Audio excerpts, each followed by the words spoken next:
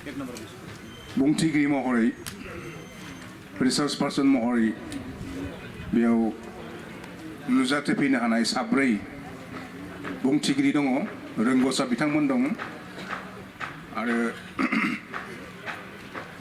जोंहा डक्टर प्रमद नार्जारी बिथाङा बेखेवनानै होलांखाबाय जे साब्रै बुंथिगिरिया साफायाव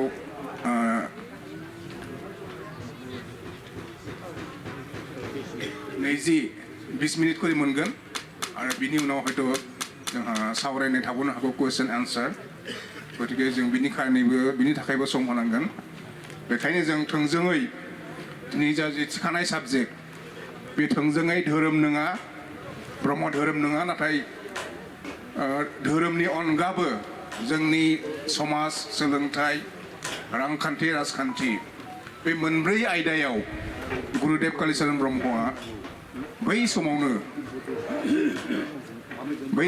माने गुदि समावनो जोंनि बर' हारिनि सांग्रांथि मोनजेननायनि गुदि समावनो बिथाङा मा रोखोमै मा बिहोमा होलांदोंमोन मेनलि जों बेखिनि बाथ्रायानो फैगोन सावरायनायनि गेजेरजों गतिके सोलोंनायनि बिथिङाव समाज जौगानाय आरो समाज फोसाबनाय बिथिङाव आरो रांखान्थि जौगानाय आरो बर'नि गेजेराव राजखान्थियारि सांग्रांथि लाबोनाय आरो बर'नि राजखान्थियारि मोनथायनि थाखाय जुजिनायनि बेलायाव बिथाङा जोंनो मा लामा दिन्थिलांदों गुरुदेव कालीचरण ब्रह्मआ बेनि बागै जोंहा साब्रै बुंथिगिरि दं आरो बिथांमोनहा जुदि मोनफा लाइनाव बुङोब्ला बोरै सुबिदासिन जायो हयथ' खायफाया रिपिटबो खालामनो हागौ खिन्थु साफ्रोमबो बुंथिगिरिया सोरबा एडुकेसननि सायाव बुंबाय सोरबा समाज फोसाबनायनि सायाव बुंबाय सोरबा राजखान्थियारि मोनथायनि थाखाय बिथाङा मा रोखोमनि जुजिलांदोंमोन लामा दिन्थिलांदोंमोन दिनै मोनफा बिथिङाव जुदि फकास खालामोब्ला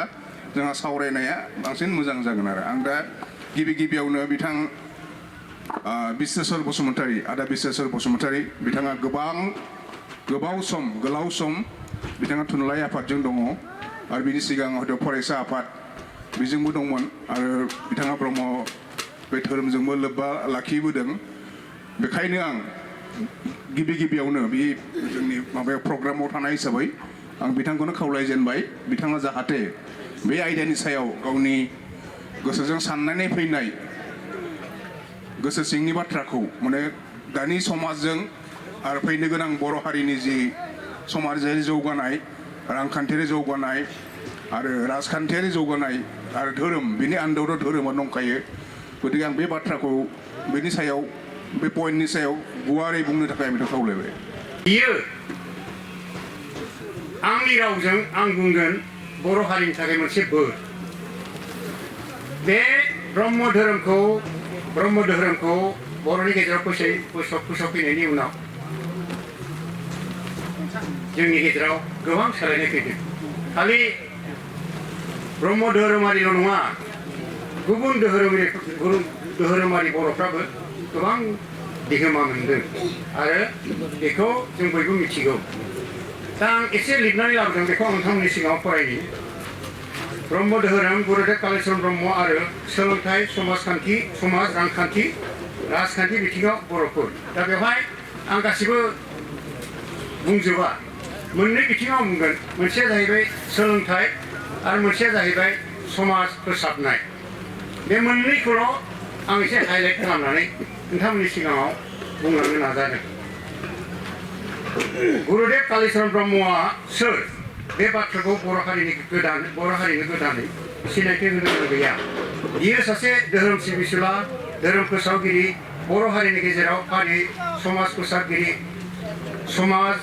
समाजाव समाजखान्थि राजखान्थि सोलोंथाइ खान्थि रांखान्थि बिथिङाव सांग्रांथि आरो गुस्लायनाय लाबोनाय आरो सांग्रां सुबुंमा बिखौ दा जों गुरुदेव बिमुं होदों मान होदों महापुरुष शंकरदेवा आसामाव एकसर नाम धर्मखौ फोसावनानै जेरै आसामाव गाहायै असमिया रावारिफोरनि गेजेराव मोनसे सोलायनायजों लोगोसे सांग्रांथि लाबोदोंमोन बेबादिनो गुरुदेव कालीचरण ब्रह्मआबो ब्रह्म धोरोमखौ फोसावनायजों लोगोसे समाजखौ फोसाबनायनि राहाजों बर' हारिनि गेजेराव सोलायनाय लाबोदों नोजोर होनाया गाहाम दि गुरुदेवनि बिहोमाखौ ब्रह्म धोरोम सिबियारिफोराल' मोनाखै बर' हारिया हारि नाङैनो बे बिहोमाखौ मोननो हादों दिनैनि बे सावरायमेलाव गुरुदेवजों लोब्बा थानाय बिनि जिउनि बाथ्रा दिप फोसावनाय धोरोम आरो बर' हारिनो होनाय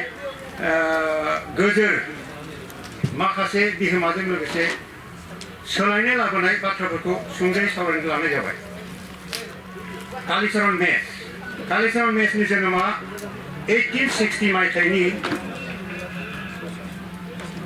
18 एप्रिल बुधबार खालि बै समनि गवालपारा जिल्लानि थिपकाय हालामनि काजी गामि होननाय गामियाव जादोंमोन बिफानि मुङा खौरां मेस आरो बिमानि मुङा रन्दिनी मेस जोनोमनि उनाव बिमा बिफाया बिनि मुंखौ कालीचरण मेस लाखिदोंमोन बै समाव गोबां बर'फोर गाहायै बै समनि गवालपारा जिल्ला आरो सा बेंगलाव मेस बिमुंखौ लिरोमोन गुरुदेव कालीचरण ब्रह्मआ 1938 मायथाइनि आं बर'जों बुङाखै खारन बर'जों बुङोब्ला गोबाङानो माखासे बाथ्राफोरखौ मिथिनाय नङा जेनेबा 1938 गोबाङानो मिथिनाय नङा ओंखायनो आं बेखौ माबाजोंनो बुंबाय 1938 मायथाइनि 8 मे खालि बे मुलुगखौ नागारनानै थाङो एसे हाखु दाखुयै आं बुंनो नाजादों धोरोमा मा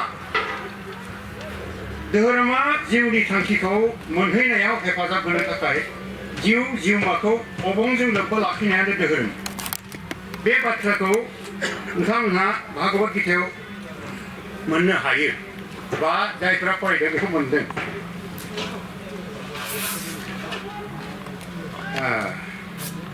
नंगौ धोरोम सिबिसुलाफोरा नन्दनि बादिब्ला साफ्रोमबो सुबुंनि गेजेरावनो गोथां अबं दं आरो बे गोथां अबंखौ सिबिनाय जेबो मोनफिननो लुगैयाब्लानो स्टुअरिटियै जौगाखांहोनाय आरो बेनि उदांस्रियानो धोरोम बे गोथां अबंलावरिनि सानथाया मा बे बाथ्राखौ स्वामीजिनि नैबे खन्थाइनि गेजेरजों एसे रोखा खालामनो नाजानाय जाबाय गोथां अबंलावरि दा लिभिं गड नोंसोरनि सिं आरो बायजोआव जाय दं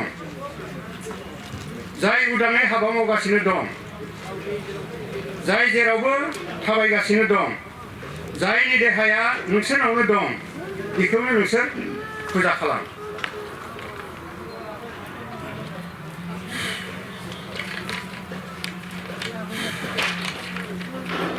आरो गासिबो मुसुखाखौनो उफायजोब जाय हरखाब जौगानो हायो हायगानो हायो गोथां आरो सादु जानो हायो अबं आरो एम्फौ जानो हायो जायखौ नुनो हायो मिथिनो हायो थार आरो अरायथा बेखौनो नोंसोर फुजा खालाम आरो गुबुन जेसेबां मुसुखा दं बेखौ गासिबो उफायजोब जायनि गेजेराव सिगांनि जिउ गैया इयुनाव जोनोम जानाय एबा थैनाय गैया जाय जेब्लाबो जोंनि गेजेराव दं आरो अराय सम सासेल' जानानै थाबाय थागोन बेखौनो नोंसोर फुजा खालाम आरो गासिबो मुसुखाखौ उफायजोब नोंसोर जाम्बा गोजा जाय गोथां अबंखौ नेवसियो आरो बेनि जा सिमा गैयै रिफिनाय बेजोंनो मुलुगा बुंफबनानै थायो बेखौनो नोंसोर नेवसियो जेब्ला नोंसोर सानबोलावरियारि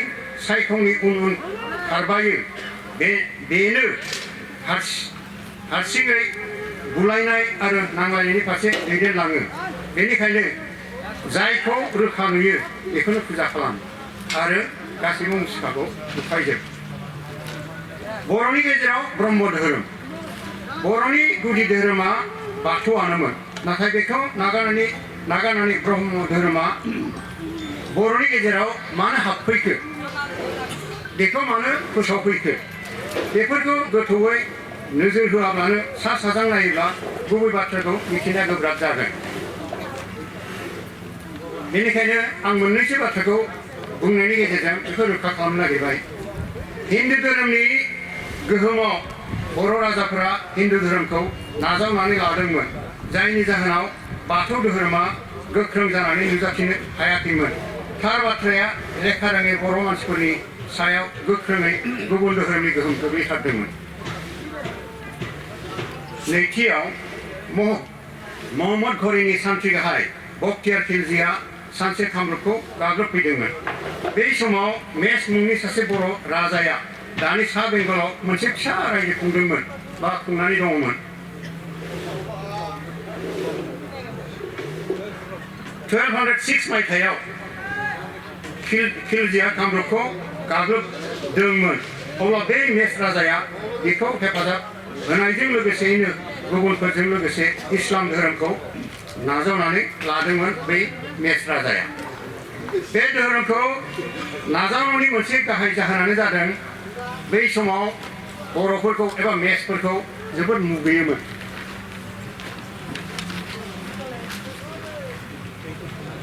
जोबोद मुगैयोमोन।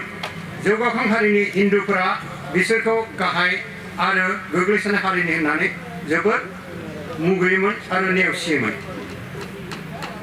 बै 13 जौथाइनिफ्राय 20 जौथाइनि गिबि बाहागोसिम बर'फोरा बेसेबां माने इस्लाम धोरोम लानानै माबालांखो गुस्लायलांखो बेनि जेबो अनजिमा गैया। मोनसे खोथा नोंथांमोनहा हयथ' मिथिगौ, जाय फरायनाय बिसोर मिथिगोन। बिष्णु राभाहा ढाकायाव 2500 थारमाने 2500 बिगा हा दङमोन। बेवहाय मेस कोच बिसोरो माने आबाद मावनानै रायजो जादोंमोन। बे हाखौ बिष्णु राभाया जेला माने उदांस्रिनि उनाव जों फैयो होमबा बेखौ गासिबो राननानै होजोबोमोन। नाथाय बेयाव दा सासेबो बर' गैला, मेस गैला। सोर दङ? गासिबो इस्लाम।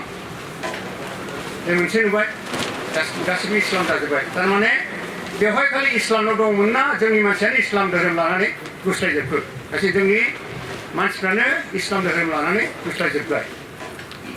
आरो मोनसे फिसा बिदिन्थि आं बेवहाय होबावनो लुबैदों। माबानि मा होनो फोलेरनि मानसि सासे दं, पबित्र दैमारि। 1970 आव आं जेब्ला कलेजाव फरायो 1970 आव माने बांलादेशनि बै समनि पूर्व बंगनिफ्राय सासे बांगाल मानसि खौरां दैमारि होननाय सासे मानसिनि न'आव फैदोंमोन। मानो फैदोंमोन? गावनि बाहागि नागिरनानै फैदोंमोन। बाहागि थारमाने सोरखौ नागिरदों, सोरनाव बाहागि नागिरदों? बर'नि गेजेराव बियो गावनि बाहागि दं होननानै सानदोंमोन। मानोना बै समाव जा फैदोंमोन बियो बिसोरनि माखासे बाहागिफ्राबो ओजों फैदोंमोन। बिसोर दा बर' जानानै दं, गावसोर बांगाल जानानै थाबाय। बेबादिनो आरो मोनसे उननि बाहागोआव माबोरै जालांदों? नै दानि बाक्सायाव माबायाव मा होनो बरमायाव सानै बिदा फंबाय बर'आ इस्लाम धोरोम लानानै मोल्ला जानानै दं होननानै जों मिथिनो मोनो। बरमायाव मिथिनो मोनदों। आं अबयसे नुवाखै, नाथाय बे बाक्सानि मानसिफ्रा, बरमानि मानसिफ्रा रोखा खिन्थायो बिसोर बिदा फंबाय असेथार मोल्ला जानानै दं। बेबादिनो जोंनि बर'फ्रा बेसेबां गुस्लायलांदों अनजिमा गैया। अनजिमाखौ जों बुंनो हाया। महापुरुष शंकरदेवा 15 जौथाइयाव आसामाव एकसरन नाम धोरोम फोसावदोंमोन। बे धोरोमखौ नाजावनानैबो गोबां बर'आनो गावनि धोरोम राव हारिमुखौ नागारनानै गुबुन धोरोमारि आरो गुबुन रावारि जानानै थायो आरो बिदिनो गावनि गुबै सिनायथिखौ खोमानानै गुबुन महर लायो। बे धोरोमा बर'नि गेजेराव बै समनि लखिमपुर जिल्ला, शिबसागर जिल्ला, दरं जिल्ला, कामरुपजों लोगोसे गवालपारानि खोला बाहागोआवबो साग्लोबसारनो हमबायमोन। जायफोरा नाजावाखैमोन बे धोरोमखौ बिथांमोननि गेजेरावबो माने एकसरन नाम धर्मआ गोहोम गोग्लैबायमोन। बेखौ नोंथांमोनहा हयथ' गोबाङानो मिथिगोन जायफोरा एसे बैसो जाबाय। गुरुदेव कालीचरण ब्रह्मआ मानि थाखाय बे ब्रह्म धोरोमखौ फोसावदों? बे एकसरन नाम धर्मआ कामरुप बारनो बारा गोबाव गैलामोन, जेरावबो साग्लोबजोब्बायमोन। बेनि थाखायनो बि माने बाबाया साननो गोनां जादों दि मा खालामनांगौ जाखो बर'फोरखौलाय, माब्रै माने रैखा खालामनांगौ जाखो? बेनि थाखायनो बे बाबाया बे ब्रह्म धोरोमखौ फोसावदों। बेफोरखौ नुनानै खोनानानै नङा ख्रिस्टान धोरोमा गिबि गिबि बिहारनि भुमका मिसननिफ्राय फैनाय सावथाल मिसनारिफोरा 1887 मायथाइयाव बर' मानसिफोरखौ लिंना लाबोनानै गिर्जायाव हाबहोनानै प्रे खालामहोदोंमोन गिबि गिबि बिसोरखौ कनभार्ट खालामाखैमोन नाथाय बिसोरखौ गामिनिफ्राय लिंना लाबोनानै बै मा होनो पर्तुगालाव माने गिर्जायाव हाबहोनानै बिसोरखौ प्रे खालामहोदोंमन कनभार्ट खालामाखैमोन नाथाय प्रे खालामहोदोंमोन बिसोरखौ फैनानै प्रे खालामफैदोंमोन बेनि उनाव सा गवालपारानि आरो क'क्राझार खाथिनि गौरां मिसन बेहा दाबो गौरां मिसन दं बे गौरां मिसनाव माबा खुलियो गावसोरनि फोसावदिं मिरु खुलियो बङाइगावनि बेंटल आरो कामरुपनि पार्किजुलियाव गावसोरनि फोसावदिं मिरु गायसनो स्कटिश प्रेसबिटारियान मिसना दार्जिलिंआव नेपालफोरजों लोगोसे बर'फोरनि गेजेरावबो फोसावो बे ख्रिस्टान धोरोमखौ ओमफ्राय कनभार्ट खालामो बेबादिनो गोबां बर'फोरानो ख्रिस्टान धोरोमखौ बजबना लानानै गुबुन धोरोमाव बारस्लायलाङो बेफोरखौ नुनानै खोनानानै कालिचरण बाबाया जोबोद दुखु मोनदोंमोन बाथौ धोरोम नंगौ बर'नि गुदि धोरोमा बाथौ नाथाय बै समाव बे धोरोमखौ फालिनायाव जायगा लायै जायगा गोरोबलायै जिब जुनार बुथारनानै दानथारनानै फुजा होनाय समाव गाला गिला जौ लोंनानै नांगौ रोखोमै फुजिनाय नुनो मोनैयाव कालिचरण मेसनि गोसोआव दुखु फैयो आरो गोदानै मोनसे राहा नागिरनायनि बाथ्रा सानो आंनो बेथ' बै समनि बाथ्रा 1970आव आङो मोनसे खेराइ होनाय नुदोंमोन जोंखौ देबबो खालामहोआखै नाथाय बाथ्राया जाहैबाय जाय अजाया मोन्थोरखौ रायदों बे अजाया मोन्थोरखौनो रायनो रोङाखिसै मोजाङै जोंनो हमनो हाबाय बिदि गोरोन्थि खालामगासिनो दं थेवबो जोंखौ गावनि मोन्थोरखौ टेक खालामहोआखिसै एसेबां दुखुनांथाव माने बेबादिनो जोंनि बाथौ धोरोमा माने सिबिजागासिनो दङमोन गुरुदेबा 1903 मायथाइयाव ब्रह्म धोरोमखौ फोसावदोंमोन सानसेखालि गावनि फालांगियारि लोगो चरण मण्डलनि बिक्रि बादायाव समाव मेंनानै दान्दिसे जिरायनाय बुब्लियाव गान्दु सिङाव मोहनि महन चट्ट'पाध्याया बेंगलि रावजों लिरनाय सारनि त्रिक्रिया बिजाबखौ मोनो बेखौ फरायनानै कालिचरण मेसआ ब्रह्म धोरोमनि सान्थौखौ जोबोद मोजां मोनो बेनि उनावनो बिनि गोसोआ ब्रह्म धोरोमखौ बर'फोरनि गेजेराव फोसावनायनि बाथ्राखौ सानो बे साननाय लेखानो कलिकातायाव थानाय शिबनारायण परमहंस बाबानि खाथियाव दीक्षा लानानै सोलोंसा महरै बेजोंनो ब्रह्म धोरोमनि गुदि खिथा मोजाङै सोलोंनानै लायो बेनि उनाव 1906 मायथाइयाव गावनिनो जायगा थिप्राय हालामनि काजिगामियाव गिबि जयग होनानै फोसावजेनो जयगनि गेजेरजों सिबिनायानो ब्रह्म धोरोमनि गुबै राहा बेनि उनाव आसामनि गुबुन जायगायाव बे ब्रह्म धोरोमखौ फोसावनो लायो नाथाय गुरुदेबा बे धोरोमखौ फोसावनाय हाबायावल' गोसो होनानै लायाखै बे धोरोम फोसावनायजों लोगोसे बर' हारिखौ फोसाबनायनि बिथिङावबो नोजोर होनानै हाबा मावलाङो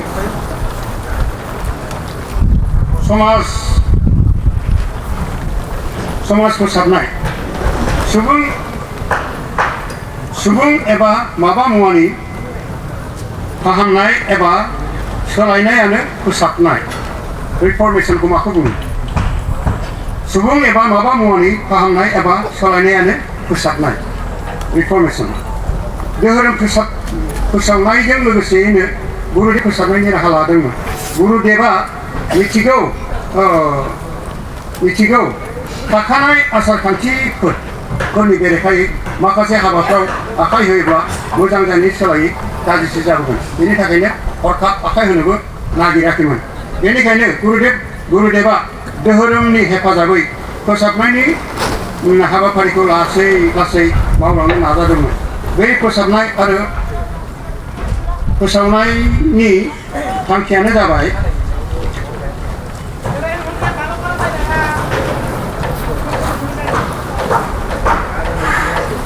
गिबि बिथांनि बे माबा फोसाबनायनि गुबै थांखियानो जाबाय मा सोलायनायनि फोसाबनायनि गुबै थांखियानो जाबाय गुबुन धोरोमा साग्लोबसारनायनिफ्राय बर'फोरखौ बोरै माबानो हायो माने रैखा खालामनो हायो। नैथियाव उन्दै गथ'फोरखौ हाबा होनायनिफ्राय माबोरै रैखा खालामनो हायो। बै समाव गोरलै गथ' जोंनि बैसोनि माखासेफ्रा मिथिगोन माने जोंनि समावबो उन्दै गथ'फोरनो हाबा होयो। 5-6 फरायबाय हाबा होबायबो जों क्लास 10 सिम मोनहैबावा थाब हाबा होयो। बेवहायनो गोरलै बैसोआव हाबा जानानै बे गथ'फ्रा थाबैनो नोरजिया जायो, बेखौ थाब रुंसारि जालाङो। उन्दै गथ'फोरखौ फरायसालियाव हरनो थाखाय गामि थांनानै रायजोफोरखौ खावलायहैयो जोंनि गथ'फोरखौ लेखा फोरोंबासो जोंनि हारिया जौगाखांनो हागोन। बे बाथ्राखौ बिथाङा फोसावो। जौ लोंनायखौ सेंहोनाय दाबोथ' सेङाखै, थेवबो एसे माने बाङाय जाबोनो हमदों। सिगांनिख्रुइ एसे सेंलांदों, लासै सेंबोनो हमदों। नाथाय दाबो दङ बे जौ लोंनाय हुदाया दाबो दङ। आरो बाथौ धोरोमाव दाबो जौ लोंनानै माबानानै मा होनो बोलि होनानै फुजा खालामनाय जाय गावसोरखौ गुदि बाथौ होननानै बुङो बिसोरो दाबो दङ। नाथाय उननि बाहागोआव बेंटल हायार सेकेन्डारिनि प्रिन्सिपाल रुपनाथ बसुमतारी ओमफ्राय माबानि कख्लाबारिनि बानेश्वर बसुमतारी बिथांमोनहा ज' जानानै उनहालागै माने माबायाबो लोगो नांदों मा होनो गंगासिं हाज'रियाबो बिथांमोनहा ज' जानानै बिबार बाथौ बेखौ प्रतिष्ठा खालामो, गायसननानै दा बिबार बाथौ दं, बुलि बाथौ दं। बेसेबां बाहागो दं आं बेखौ मिथियोना बेखौ नागिरनोबो थाङा। आरो बेनिफ्राय मोनसेया जाहैबाय गुरुदेबनि मोनसे थांखिया जाहैबाय फोसाबनायनि हाबा हारिमु वर्क कालचार। बे वर्क कालचारखौ जोंनि गेजेराव बोरै माने गोख्रों खालामनो हायो। जोंनि गेजेराव जौ लोंनानै थानानै गोदाव सोराव थानानै मावा दाङा माने हाया जेसेबां दाथाथों बे 100 बिगायानो थाबाबो माने मावा दाङा थानायनि थाखाय जौ लोंनानै थाबाय थानायनि थाखाय बे उनाव जानो लोंनो रोङा माने निखावरि जानानै थायो। जोंनि बर' बादिनो जोंनि कार्बि आंलंआव आंनि न' खाथियाव सासे दङ, बेहा 80 बिगासो दं, खिन्थु बेहा हाजिरा मावो बन फाननानै जायो। बेबादिनो जोंनि गेजेरावबो दङमोन। हाबा हारिमु गैयिनि थाखायनो माने जोंनि मानसिफ्रा गोबाङानो मोनजाया थायोमोन। फन थाखा जानाय जाय बैसोगोरा बिसोर मिथिगोन बयबो फन थाखाया मा। दानि दिनाव हिन्जावफ्रा गावसोरजों जौथुक लांफानानै हौवाजों हाबा जाहैनांगौ जायो। जोंनि कालसाराव गैयामोन, नाथाय खायसे दा बेबायदि लाथाराब्लाबो माने माखासे बेसाद हरफायो। बेनि उल्थायै जोंनि बर' समाजाव मा दंमोन, हौवाफ्रासो हिन्जावनि न'खरनि बिमा बिफानो रां राशि होनानै हाबा होयोमोन। जोंनि खाथियाव न'खरसे दङमोन, रोजासे माने हिन्जावनि बिमा बिफानो होनानै हाबा होदों। बेखौ मा बुंदों, हाजारि। हाजारनि बाद बयबो मिथिगौ, हाजारि मुं सिन्थेन दोनलायलायदों। बेबादि जायोमोन। बेफोरखौ माने होबथानो बिथाङा बाबाया नाजादोंमोन। आरो दहाय बुंलांदों जोंहा बर' थुनलाइ आफादनि नेहाथारि सहेन बसुमतारीया जे बोनानै हाबा खालामनाय।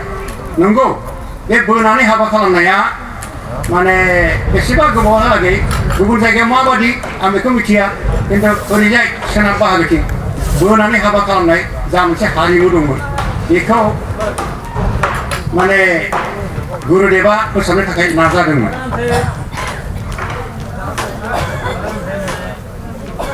आरो बेनिफ्राय जौ लोङोब्लाबो नाथाय एसे सोद्रोमै भद्र भाबै लोंनानै जाहाथे समाजाव मोजां मोनसे थासारि लाबोनो हायो बा थासारि फोथांनानै लाखिनो हायो बेखौ बिथाङा बे बाबाया नाजादोंमोन। बेफोरबादिनो माखासे फोसाबनायनि राहाखौ लानानै बाबाया गामि हाबदोंमोन। बेफोरखौ मावफुंनो थाखाय पान्डुलिपि मुङै गोदानै आसारखान्थि दानानै 1935 मायथाइयाव काजिगामियाव खुंनाय ब्रैथि बर' महासम्मेलनआव गनायथि लायो आरो बेनि गेजेरजोंनो समाजखौ फोसाबनायनि राहा लादोंमोन। पान्डुलिपिया गोबां माने गेदेर खामानि मावदों। बै समाव जोंनि गेजेरावबो दाबो जायगा जायगा दङ। दा जेरै माबायाव बर' बार'दलाव माने माखासे आसार दं। जोंनि कार्बि आंलंआव आसारखान्थि होननाय मोनसे आसार दं। क'क्राझाराव दं। नाथाय गोदानै दानाय बर' समाजाव दा बयनिबो थाखाय गनायथाव मोनसे आसारखान्थि दादों। दा जोंनि गेजेराव बयबो मिथिजोबाखै बे बाथ्राखौ। आङो सिगांनि जा आफादगिरि राजेन बर', जेनेरेल सेक्रेटारि प्रमद बर' बिथांमोनजों सावरायदोंमोन जे बेखौ आसारखान्थिखौ ओरैनो सेबखांना दोनबानो जाया। हाइकर्टनिफ्राय एप्रुभेल लानानै बेखौ जाहाथे जोंनि गेजेराव माने माबा खालामनो हायो, बाहायनो हायो, बेनि मोनसे राहा ला। नाथाय बिथाङा दा सोलायजाबाय राजेन बर'आ नोरजिया जानानै बे खामानिखौ नाथाय दाबो मावफुंनाय जायाखै। जानो हागौ जोंहा BTR सोरखारा बेखौ गनायथि होबाय।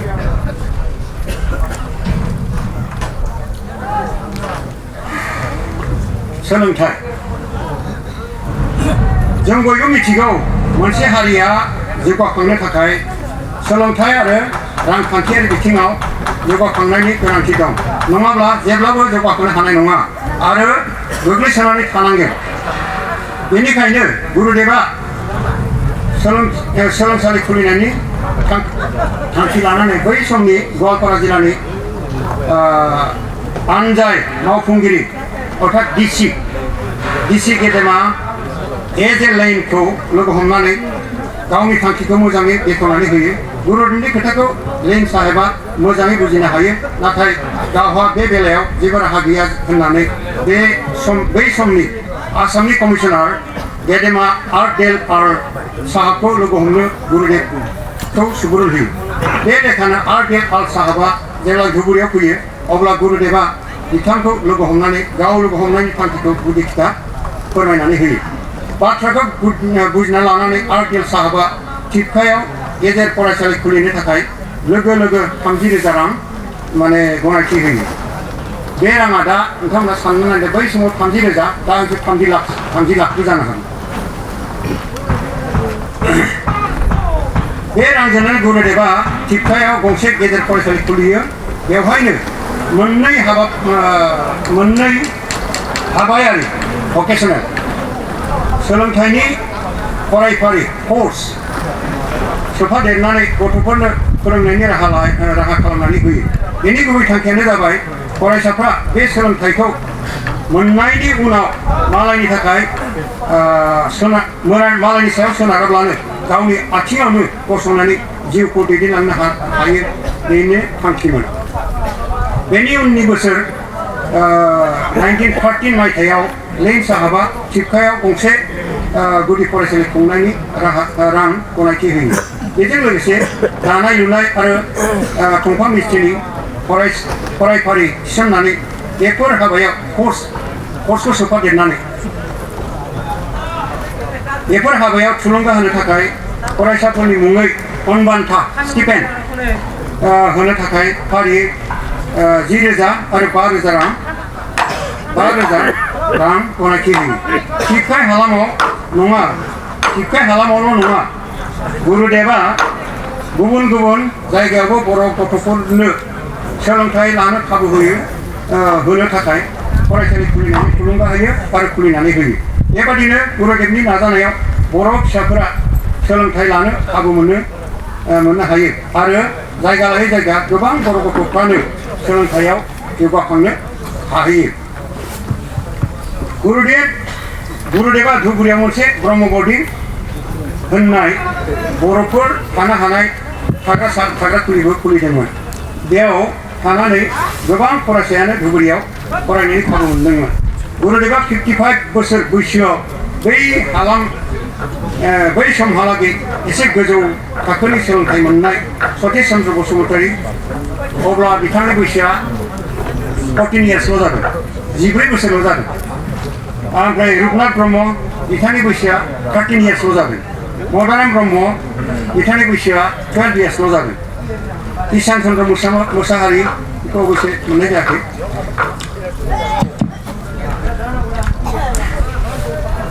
बिथांमोनखौ बै सेंग्रामोनखौ लानानै 1950 मायथाइयाव फोजोबदो नामा आधा घन्टा जानोसै 1 मिनिट आरो एसेबाव 5 मिनिट 1 मिनिट नङा 5 मिनिट 1990 मायथाइ बिनि थाखायनो आं सिगां बुंदों सिगां बेबादि माबायोब्ला मोनफा मोनफा टपिक होनाया मोजां साफानो बुरजा होयोब्ला बेबादि जायो दा नै आं मोनसे खोथा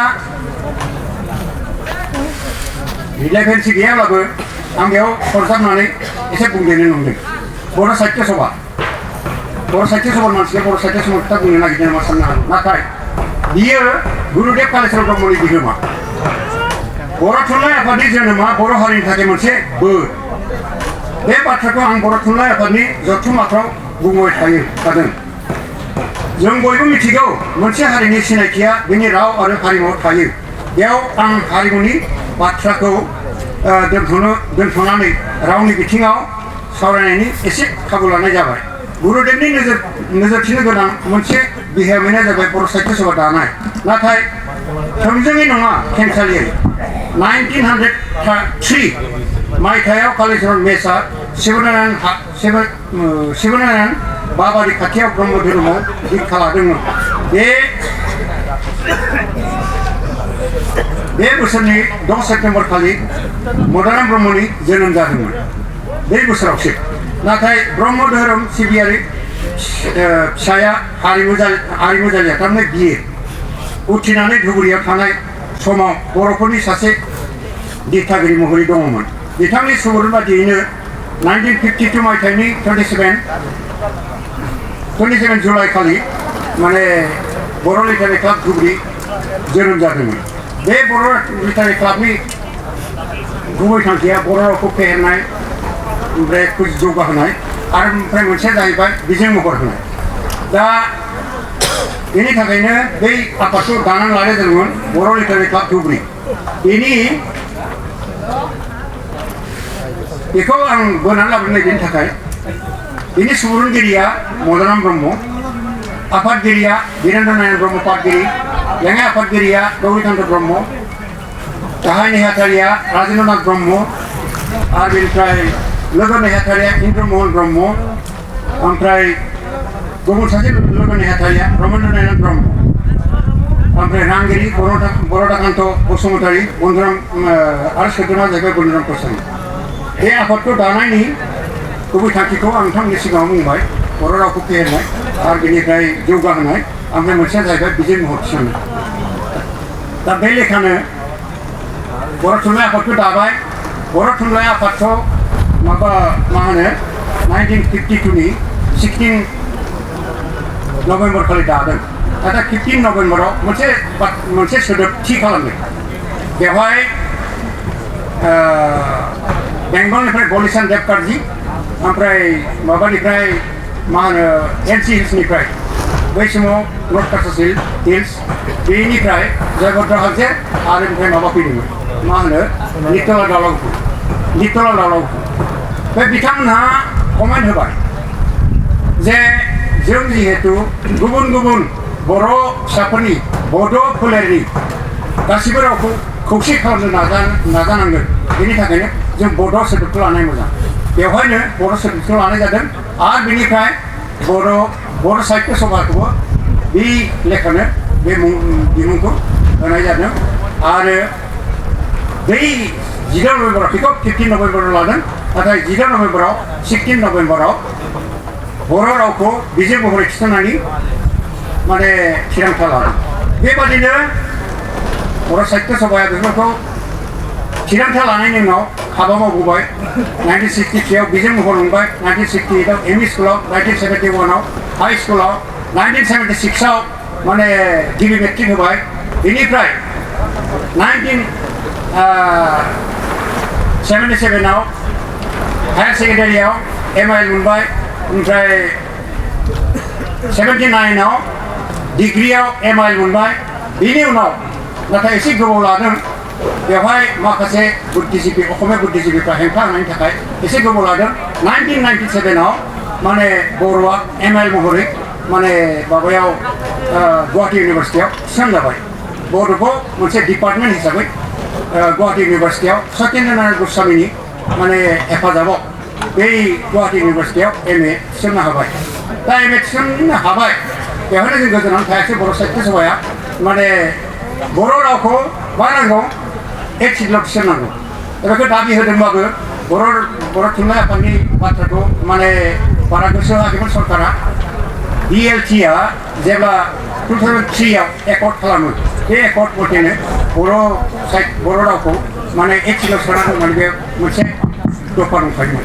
जोबनोसै दफा दंखायोमोन बे हिसाबैनो 2003 मायथाइनि डिसेम्बर दानाव बेखौ पार्लियामेन्टआव पास खालामबाय बर'आ एक सिटल' हाबसनबाय बर'जों लोगोसे डगरी मैथिली सान्थालि बे मोनब्रै रावा लोगोसेयैनो एक सिटल' हाबबाय दा साननानै नायदो बर'आ एक सिटल' हाबबाय एक सिटल' हाबनायनि उनाव गुबुनथिं आरो आं बाथ्राखौ बुंलिया जेरै माने मा होनो UPSC APSC बेंकिं सार्भिस बेफोरबायदि माबाफ्राव ओमफ्राय नै दा साहित्य एकाडेमि बेफोराव बर'आ हाबजोब्बाय बेफोरखौ आरो रोखायै बुंनो गोनां गैलिया आं बुंनायाबो समनि आंखाल सम थायोमोनब्ला आं एसे मोजाङैनो एसे गोलाव बुंनो हागौमोन थेवबो आं बेखिनिखौ बुंनानै नोंथांनि सिगाङाव फोरमायबाय दा बुंस्लिमनाय आं मोननैसो एसे बुंबावनोसै आफादगिरिनाव आंनि हाबबाय